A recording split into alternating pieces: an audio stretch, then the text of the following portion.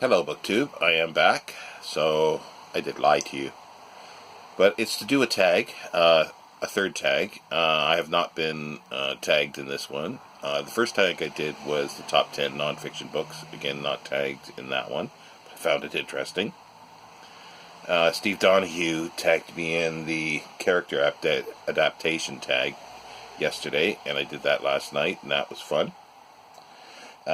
And I watched him do a tag that was originally done by Shawn, the book Maniac, called the Alphabet Soup Tag. W is for writer.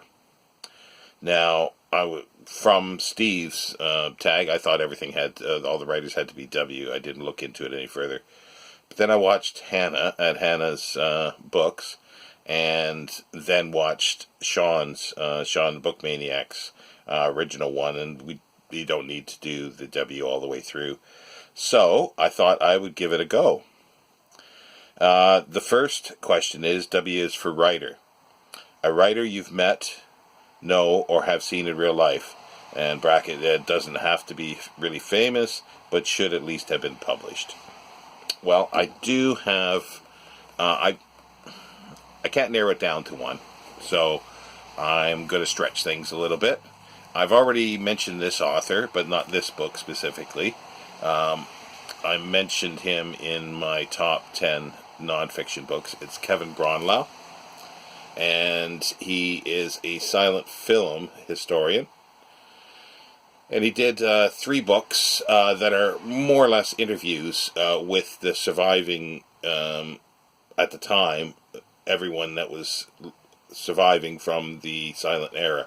And that includes actors, actresses, stunt people, behind the scenes, makeup artists, you name it, writers.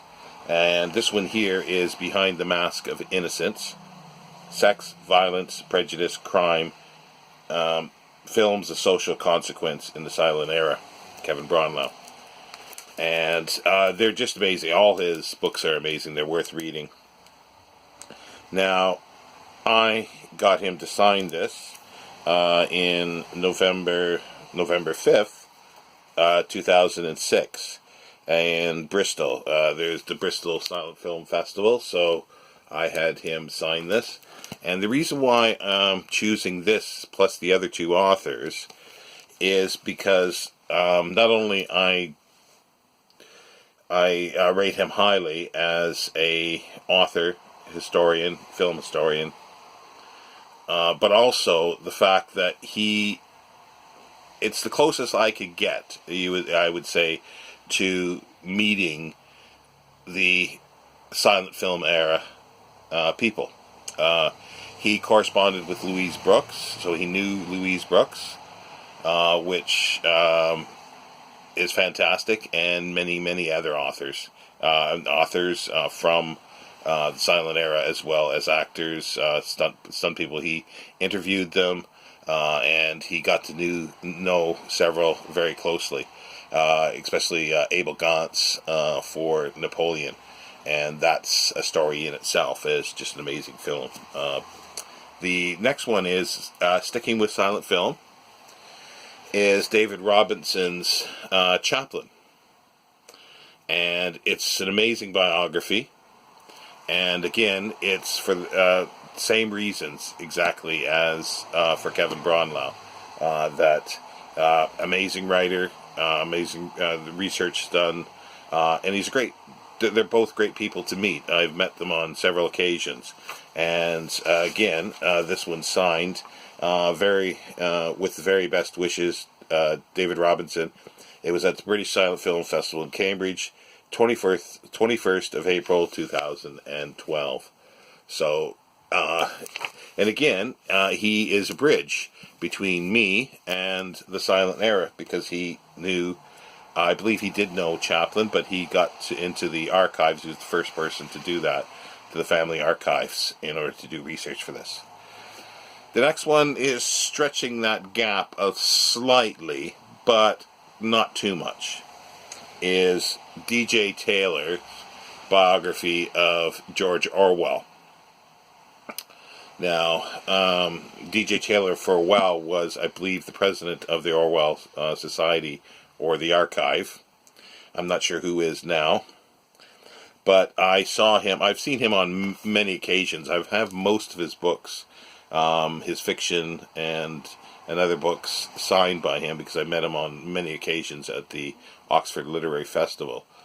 I believe there's a new one coming out. I saw just yesterday on Steve Donahue's channel, which I wasn't aware of, so that was great to see. Now, on the 3rd of April 2009 at the Oxford Literary Festival, I saw him and got him to sign it. But he was also interviewing George Orwell's, Eric Blair's stepson, Richard Blair. So that was quite a thrill because that is a direct link to George Orwell, one of my favorite writers. Favorite in his nonfiction more than his fiction. But so I got DJ Taylor to sign this, as well as Richard Blair. So that was quite nice. So those are my three, and I did take liberties there, but there's reasons for those three, and they're difficult to separate in my mind. The second question is, W is for war. The last great book you read about the war, and or one you want to read, or why you don't read war books. I do read war books occasionally, not all the time. But there's this one I picked up as a remainder. It's a biography by Ingrid Carlberg of Raoul Wallenberg. Well, there's a W name, but he's not the author here. But yeah, it's a hefty biography. I first came across him probably 30-some years ago. He helped get Jews out of Nazi-occupied Europe, basically, through his connections in Sweden, giving them Swedish passports. And I've always been fascinated with him. He basically went against the Third Reich, and they at times were a bit scared of him. And he just sort of walked up and says, "Nope, these people are coming with me. Goodbye." When the Russians came in to Berlin, he basically disappeared. I'm hoping there's new research in here to say he most likely showed up and wound up in the Gulag. But I'm hoping there is research in here of what happened to him. So it'll be nice to reacquaint myself. As I say, it's quite hefty, and it's I like that fact. It's over 600 pages of text, and I look forward to reading this. It's not specifically war, but the war in the backdrop and his war against the concentration camps and the final solution. Now, let's see. What's the third question is, W is for www.writer.com. A writer you recommend or want to read whose first and or last name starts with W. Bonus points for both first and last name. Well, I won't get the bonus points. I do want to read more of two authors, and they're for the exact same, well, almost for the exact same reason. Virginia Woolf. I've hardly read any of her fiction. I've read some of her essays, and I love them. I do want to get the collection of her essays. I believe Steve Donahue had one volume there, and I think it's 5 or 6 volumes, because there's a set of letters that's 4 or 5 or 6 volumes as well, and then there's the diaries. They'd be nice to have all those, but I'd love to read the nonfiction as well as more of her fiction. The other author is Evelyn Waugh. All the fiction that I've read, I love, and I know that I think it's Oxford that's coming out with a complete Waugh, everything he wrote, diaries, everything. They are a bit pricey. The first volume, I think, is his nonfiction early essays, and it's like over £100, and it hasn't really dropped much. and I believe it's going to go up to 30-some volumes in total. It would be a lovely set to have on the shelf. Okay, number 4 is W is Wait and See. A book or writer you're not ready to try yet, and why? Well, there is no author that I'm not ready to try with, but there are many that I haven't done for various reasons. And one that pops to mind is J.R.R. Tolkien, Lord of the Rings. I have not read that, and it's been a big gap. I'm not a huge fantasy fan, and I do distinguish between fantasy and science fiction, but that's another discussion. But yeah, I just haven't got around to reading it yet, and it is something that I do want to read. Number 5 is W for What's in the Title. A book at least with at least 2 W's in the title. I can't do two W's. I couldn't find anything that made any sense. So I'm going to cheat and use 2 books. One I've already shown is the World Beyond the Hill, Science Fiction in the Quest for Transcendence by Alexei and Corian Passion. And here's another look at it. It's got a dust jacket. It's fantastic. It's a history of science fiction. And I enjoy it. I've read it twice. Well, actually, I was on my 3rd reading because I just recently got this last year. And I'll probably start it over again when I get around to reading it again. So that's the one. The second one here is Keep Watching the Skies. American Science Fiction Movies of the 50s by Bill Warren. It's McFarland publication. It's the newest edition, I believe, in paperback. It's both volumes put together.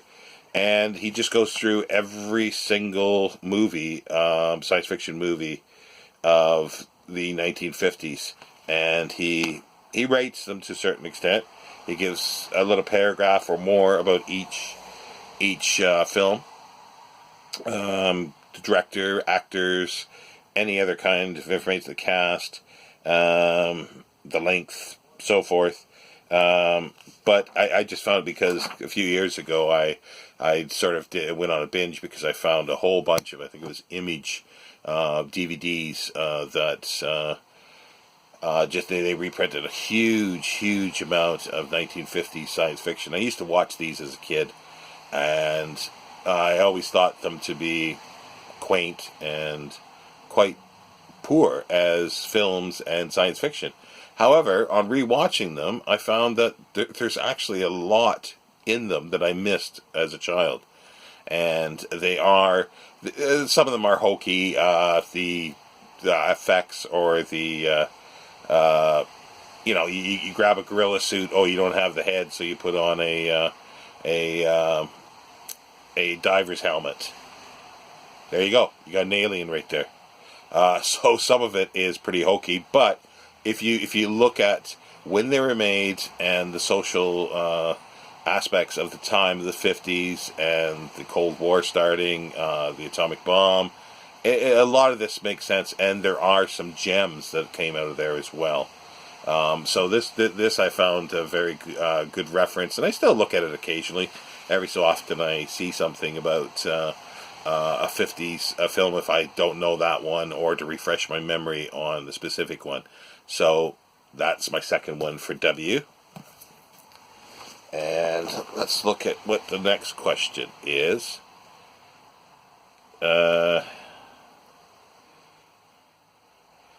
Okay, W is for women. A great book you've read recently by a female. There's 2 actually I want to highlight here. Claire Tomlin, biographer. This is Samuel Pepys, The Unequaled Self. This was the first book I had read by her, even though I had another a book of hers, or biography of Dickens, before I got this one. And I haven't read the Dickens one yet. I do have it here. But I just find she is a fabulous writer.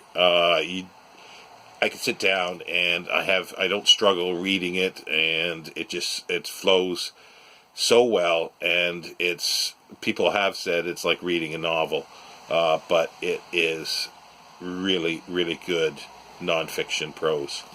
So that was very good, because I am reading Samuel Pepys' diary that day by day, it was starting January of this year. So again, I got Charles Dickens' A Life, and again, I've met her at the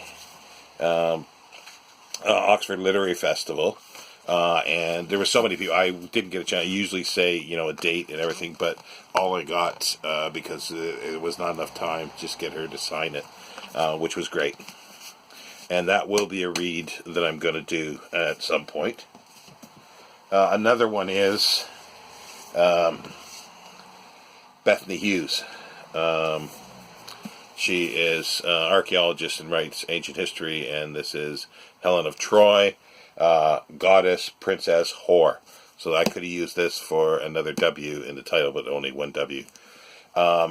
She is fantastic. She's a lovely, lovely lady. Very lovely. And I enjoyed meeting her and having a little chat, because I think I was the only one that had this. I think it was her first book.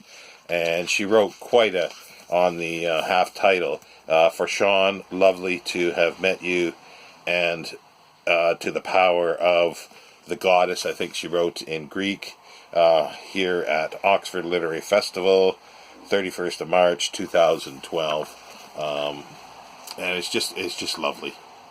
And I also recently got a newer book by her, which I was surprised to see, but obviously she is writing. It's Tale of Three Cities, Istanbul.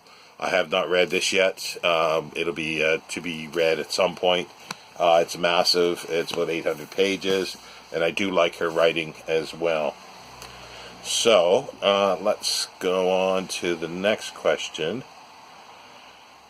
W is for word. One you encountered recently in your reading that was new to you, and or your favorite word. I came across one recently, which I thought was quite interesting. It was womble-cropped, and I believe it's 18th century. It's basically talking about indigestion, but if it gets so bad that you can't move, then you are womble-cropped, which sort of makes sense, and I love the word. Next question. W is for weary. A theme, plot, twist, and or cliche you're getting damn tired of. There's many, but there's one that I do dislike, is especially if it's a novel. Pardon me. And it says that it's set during the Spanish Civil War. It's set during Second World War, occupied France, First World War, or whatever. But you read it, and all it is a love story. There is nothing about the social background, nothing at all, or very, very little.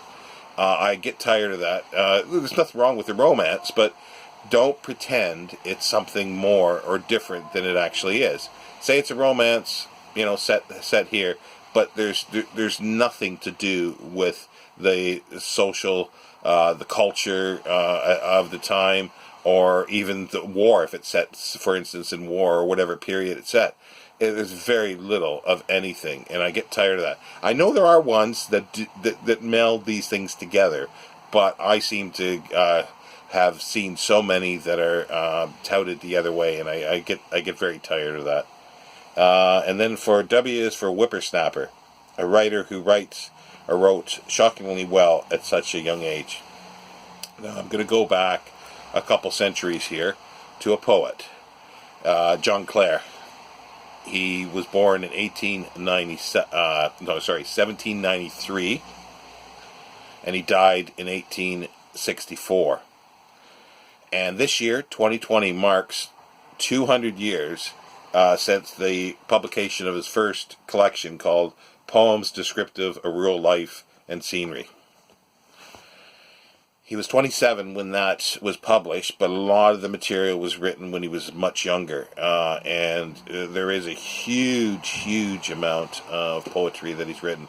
A lot of it, some of it has been published in a multi-volume Oxford set, but there's still a lot left in the archives, his archives, that has not been touched yet.